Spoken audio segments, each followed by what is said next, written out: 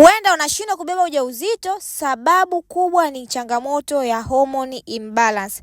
Tukizungumza hormone ni kemikali ambazo zinazozalishwa na metabolism katika tezi. Homoni hizo ndizo zinaenda kuchochea katika mwili wako mwanamke mayai yako yapevuke, mwanamke apate period, mwanamke ajisikie hamu tendo la ndoa, lakini pia mwanamke huyo aweze kubeba ujauzito. Inapotokea changamoto, zile homoni zinakuwa hazipo katika uwiano sahihi, hapo ndipo changamoto zinapoanza kuanzia. Kama umevuruga homoni zako kwa sababu ya utumiaji wa vyakula vyenye mafuta, kemikali, au umetumia uzazi wa mpango, lakini pia kutokana na sumu nyingi kurundikizana mwilini hupelekea changamoto hiyo ya hormone imbalance. Na utajuaje kama una changamoto hiyo? Utaanza kuona dalili zifuatazo: kama kujihisi kuwa mjamzito, unapima lakini majibu ni negative, kujaa kwa maziwa, period inakuwa ieleweki, maumivu ya kiuno, hata maambukizi ya njia ya uzazi yanakuwa ni mengi sana. Nimeandaa tiba hiyo kwa ajili ya kuweza kusaidia mwanamke kwa ajili ya kuratibu homoni zako na zikae sawa. Namba kwa bio uweze kunipigia niweze kukusaidia. Karibu.